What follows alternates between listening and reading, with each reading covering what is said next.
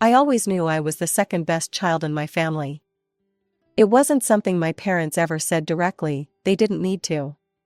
Their actions spoke louder than any words could. My brother Mike was their golden child, their firstborn, their pride and joy. 2 years older than me, he could do no wrong in their eyes. I remember when we were kids, and he broke Mom's favorite vase while playing baseball in the house. Instead of scolding him, Mom just smiled and said, "Boys will be boys. At least you're practicing your swing, honey."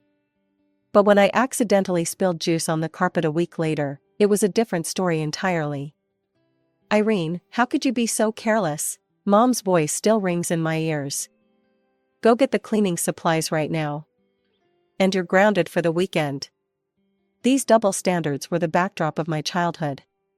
Mike would get C's in school, and our parents would say, "Well, he's just more focused on sports right now."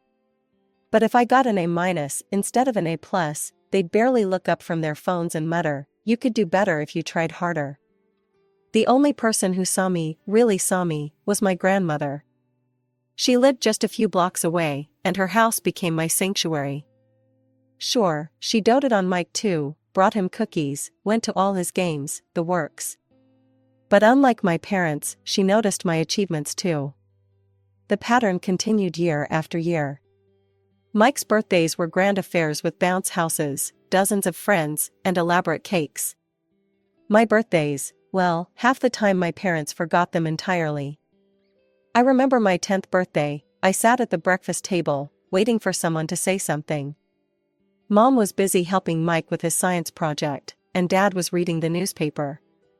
That evening, when I finally worked up the courage to remind them, Dad looked genuinely surprised. "Oh, right. Happy birthday, kiddo. We'll get you something next time we're at the mall." They never did. Only Grandma remembered. She'd always come over with a small gift and a homemade cupcake with a single candle. "Make a wish, my dear," she'd whisper, and for a moment, I felt like I mattered. I learned to live with it, to expect nothing and be surprised by even the smallest acknowledgement. I threw myself into my studies, joined every academic club I could find, and tried to build my own identity away from Mike's shadow. But at home, I might as well have been invisible. The day Grandma got sick, everything changed. I was 14, and Mike was 16. I spent every afternoon at the hospital with her, doing my homework in the uncomfortable chair beside her bed while she dozed. Mike visited too, but less frequently. He was busy with football practice, and our parents said that was important for his future. One evening, just a few days before she passed away, she called our whole family to her hospital room. Mom, Dad, Mike, and I gathered around her bed. Her voice was weak but determined as she looked directly at Dad. "Son," she said, gripping his hand, "I want you to promise me something about my inheritance." She paused to catch her breath. "Promise me you'll use it for both of their educations, Mike's and Irene's. Both of them need to go to college." Dad nodded solemnly. "Of course, Mom, I promise you, right here in front of everyone, that your inheritance will go to both Mike's and Irene's education." After Grandma's death, I threw myself into my studies with even more determination. Even though I knew about her inheritance and Dad's promise, I wasn't taking any chances. I wanted to prove that I deserved to go to college on my own merits. My report cards were filled with A's, but nobody at home ever asked to see them. I'd leave them on the kitchen counter, hoping someone would notice, but they'd end up buried under takeout menus and Mike's football schedules. The only person who would have proudly displayed them on her fridge was no longer there to do so. I joined the debate club, despite my hands shaking every time I had to speak in public. "Clear your throat less, Irene," my debate coach would say. "You have good arguments, let them hear them." Gradually, my voice grew stronger, though at home it remained as invisible as ever. I won first place in the state science fair with my project on renewable energy. The local newspaper even ran a small article about it. I left it on Dad's desk, but it disappeared under a stack of papers, unread. Meanwhile, Mike's every football game made it onto our family calendar, marked with bright red circles. Then came Mike's graduation. Suddenly, our normally quiet house transformed into party central. Mom spent weeks planning every detail, from the catering to the decorations. "We're so proud of you, son," Dad announced during the party, clinking his glass for attention. The backyard was packed with relatives, friends, and what seemed like half the neighborhood. "Not only has our boy graduated, but he's also heading to Preston University this fall." Mike sat there grinning, keys to his new car dangling from his fingers. I stood in the corner, holding a plate of cake I wasn't eating. "Thanks to Mom's inheritance," Dad continued, his voice thick with emotion, "we've been able to secure Mike's future at one of the best colleges in the country. She would have been so proud." The guests erupted in applause and congratulations. 2 months later, we drove Mike to Preston University, 6 states away. Mom and Dad helped him move into his dorm, took hundreds of pictures, and spent 2 extra days in town just to make sure he settled in okay. After that, our house became Mike's satellite campus. Mom and Dad called him every day, sometimes putting him on speaker so his voice would fill the kitchen during dinner. They drove up to visit him at least twice a month, always returning with stories about his classes, his friends, his football practice. Meanwhile, I continued my senior year, alone in my quiet room, studying for tests nobody would celebrate, winning competitions nobody would attend, preparing for a future I wasn't sure I'd be allowed to have. 2 years passed quickly, and I finished high school at the top of my class. Not that anyone at home noticed or cared. On graduation day, I put on my white dress and honor cords alone. My parents had left 3 days earlier for a much-needed vacation with Mike.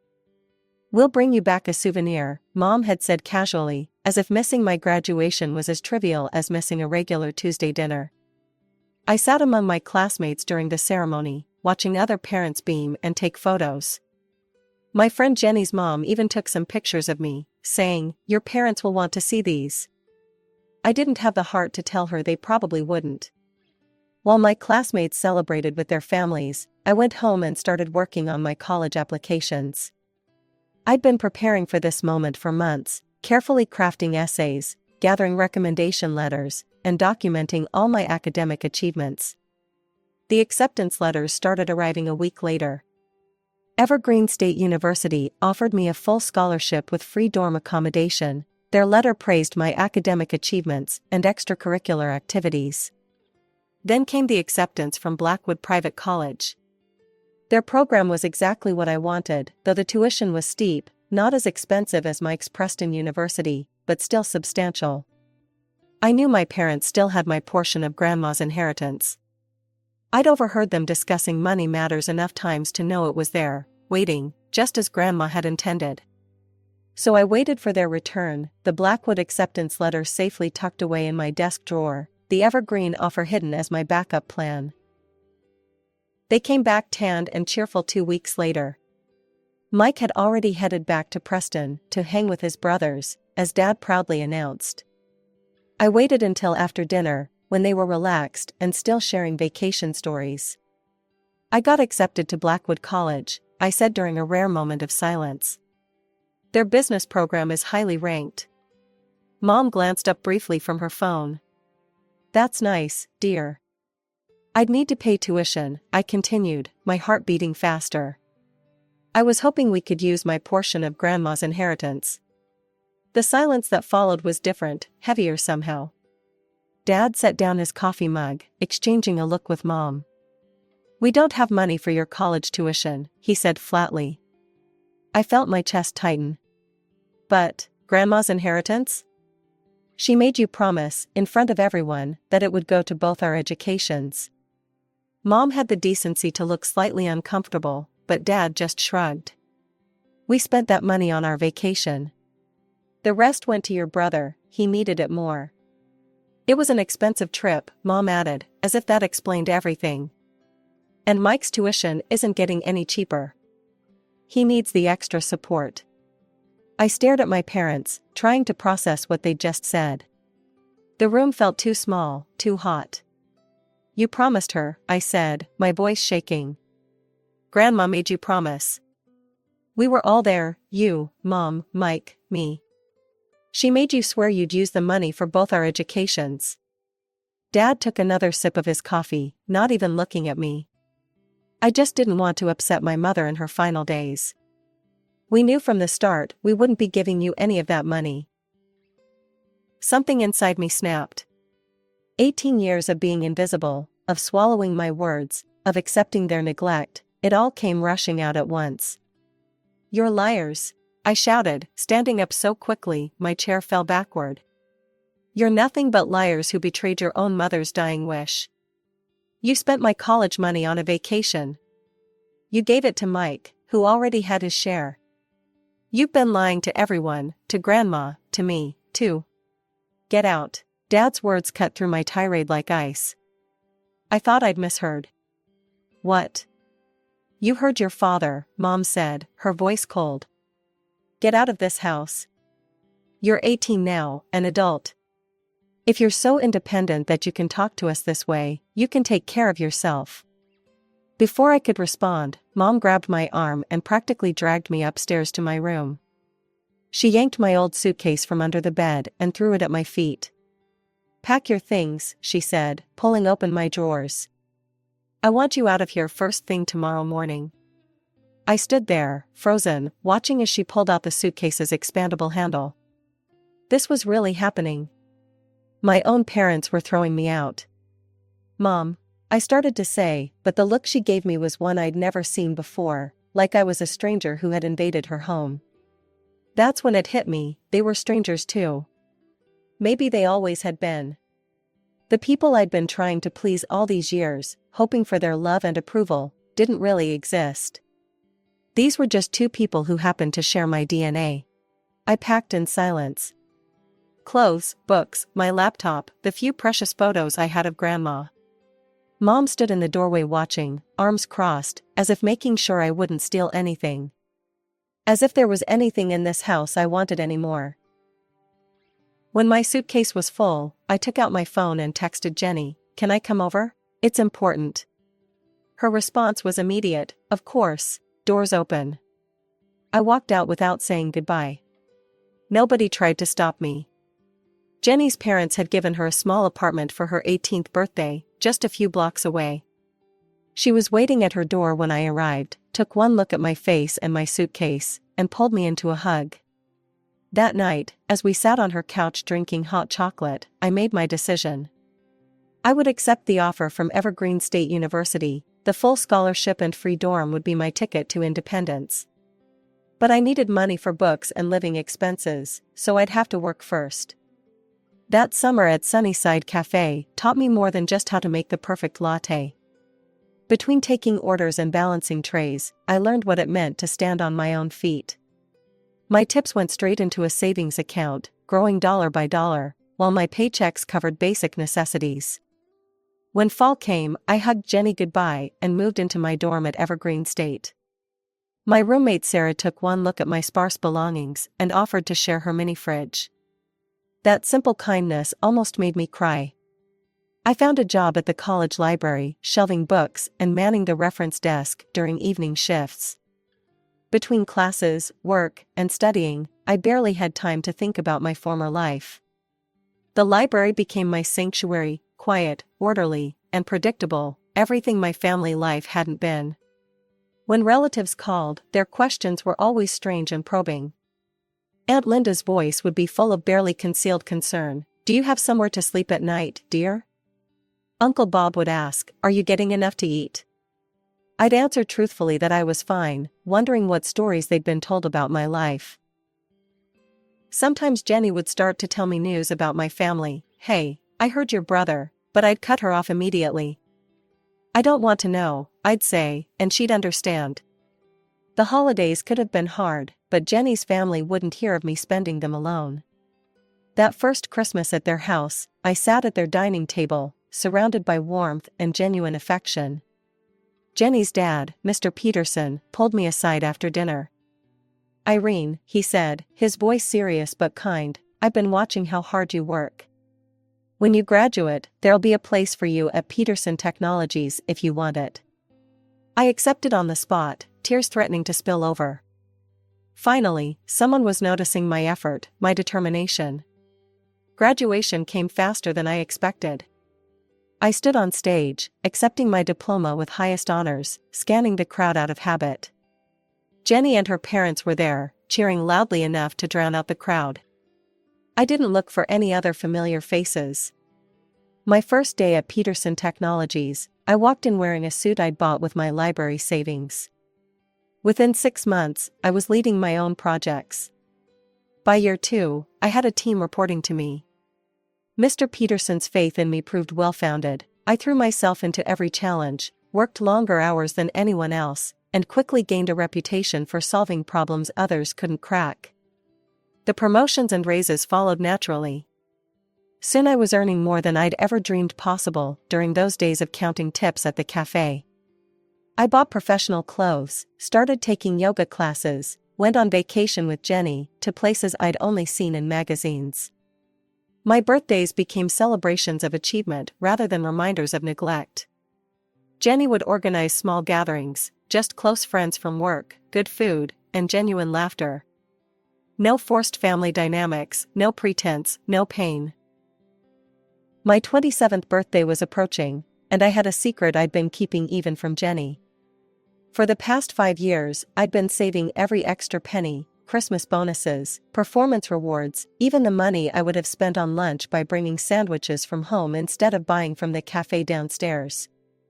Every dollar went into my special savings account, labeled simply Dream. The dream became reality 3 weeks before my birthday. I stood in an empty living room with high ceilings and huge windows, hardwood floors gleaming in the afternoon sun, and signed the papers that made it mine. My own apartment. Not rented, owned. "Congratulations," the realtor said, handing me the keys. "It's all yours." That evening, feeling a bit bold and maybe a little proud, I did something I rarely did. I posted on social media. Just me, standing in my empty but beautiful living room, keys dangling from my fingers, unable to contain my smile. The caption read, "Early birthday gift to myself. Dreams do come true when you work hard enough. New home, birthday gift, blessed." The likes and comments started pouring in immediately. Jenny's was first, of course, finally. "Can't wait for the housewarming party." My colleagues chimed in with their congratulations. Even some relatives I hadn't heard from in years liked the post and left comments like, "So proud of you," and "Happy early birthday." I was sitting at my desk at work a week later, reviewing quarterly reports, when my phone buzzed. The number wasn't saved in my contacts, but I recognized it instantly. My mother's voice came through the speaker, sweet as honey, and just as sticky. "Irene, sweetheart. I saw your beautiful new apartment on Facebook. And I suddenly remembered your birthday is coming up." Suddenly remembered. After many years of forgetting. "It's wonderful to see you doing so well," she continued, her voice dripping with an enthusiasm I'd never heard directed at me before. "Your father and I have been thinking, we should celebrate your birthday properly this year. At home. We'll invite the whole family." I almost laughed out loud. Of course. Years of silence, and now that I had a fancy apartment, suddenly I was worth remembering? Worth celebrating? "We've missed you so much," she added, and I could almost see her practiced, concerned expression through the phone. "It's time for the family to come together again. What do you say?" I should have said no. Should have told her exactly what I thought about her sudden attack of maternal affection. Instead, I heard myself saying, "Sure, Mom, why not?" As I hung up the phone, I couldn't help but smile, though there was no warmth in it. After all these years, I was curious to see what game they were playing. I pulled up to my parents' house in my new Mercedes, the engine purring softly as I parked. The contrast between my car and the house was stark, peeling paint, missing shingles, and overgrown lawn. My parents appeared in the doorway before I even reached it. Their eyes locked onto my car first, then shifted to my designer suit and heels. I watched their expressions change, noticed the calculating gleam in their eyes. "Irene," Mom rushed forward to hug me, her enthusiasm almost making me step back. "You look expensive. Dad hung back, trying and failing to look casual. They both seemed older than I remembered, more gray hair, deeper wrinkles, shoulders slightly stooped. The inside of the house was worse than the outside. The furniture I remembered from my childhood was worn and faded, the carpets threadbare. And there, sprawled on the couch like he'd never left, was Mike. He'd gained weight, lost hair, and sat beside a young woman whose pregnant belly strained against her dress. "Hey, sis," he said, not bothering to get up. "Meet Sarah, my wife." Mom quickly jumped in with explanations I hadn't asked for. "Mike's staying with us temporarily. Well, college wasn't quite the right fit. But he's got some promising job prospects." Going on 9 years of temporary, I thought, but kept my face neutral. "The guests will be here soon," Dad said, gesturing to a table laden with food. "But first, tell us about your job. That's quite a car you're driving. Must be making good money, huh?" "Things are fine," I replied, smoothly sidestepping the question. "The catering looks nice." "But what exactly do you do?" Mom pressed. "That apartment of yours must cost a fortune." "And a Mercedes." I smiled blandly. "I work in management. How's everyone been?" Before they could probe further, the doorbell rang. Suddenly the house was full of relatives, aunts, uncles, cousins I hadn't seen in nearly a decade. They swarmed around me with hugs and exclamations. Aunt Helen pulled me aside during the commotion, her voice low. "I'm so glad you finally came to your senses, dear. Your parents have been so worried. It must have been hard, living like that." I turned to her, confused. "Like what?" She glanced around before whispering, "You know, after you ran away with that boy. Living on the streets, refusing to work." She patted my arm. "But look at you now. All cleaned up and respectable again." The pieces clicked into place.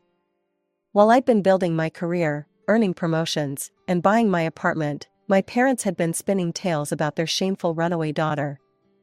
Their version of events painted them as the worried, abandoned parents of a wayward child.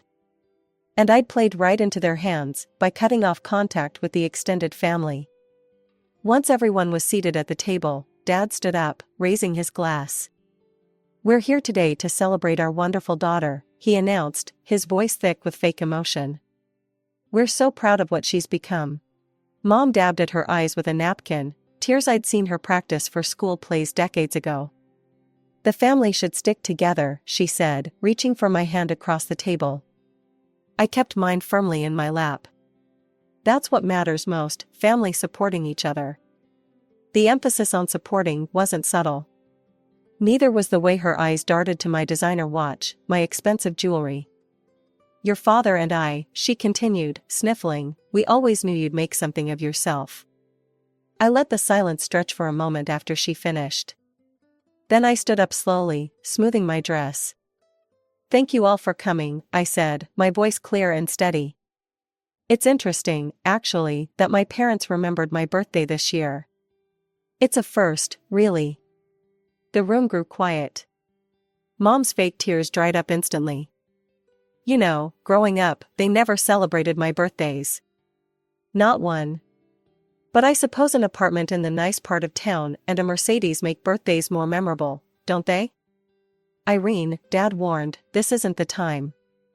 "Oh, but it is." I turned to address the whole table.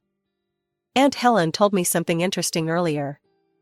Apparently, I ran away from home at 18 with some boy. Became homeless? Refused to work?" I laughed, but there was no humor in it. "I'd love to hear more about this mysterious bad boy I supposedly ran away with." Mom jumped in, her voice high and nervous. "Sweetheart, the past is the past. Let's not." "The truth," I said, raising my voice over hers, "is that they kicked me out. The day after my high school graduation." "Want to know why?" Mike shifted uncomfortably in his seat. A few relatives nodded.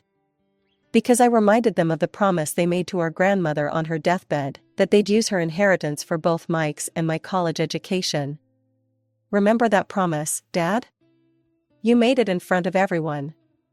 But instead, they spent my portion on a luxury vacation and gave the rest to Mike. Then they threw me out when I dared to question them about it. That's not true, Mom protested weakly, but I could see the recognition in the relatives' eyes. I got into college on my own merits. Worked my way through it. Built my career from nothing. And in 9 years, they never once called. Never once remembered my birthday. Until they saw my new apartment on Facebook. The silence in the room was deafening. Aunt Helen was looking at my parents with undisguised disgust. Uncle Bob was shaking his head slowly. I'm sorry for disrupting this lovely party, I said, picking up my purse. But I thought you all deserved to know the truth. I didn't come back for a reconciliation. I came back to set the record straight. The drive home felt liberating. In my apartment, everything was ready, a catered dinner I'd arranged days ago, knowing exactly how this evening would end. Jenny arrived first, followed by my colleagues and true friends. We ate, drank, and celebrated, not just my birthday, but my freedom from the lies. The messages started coming that night, Mom begging me to reconsider, Dad saying they were wrong, Mike asking for help with his temporary situation. I blocked their numbers one by one.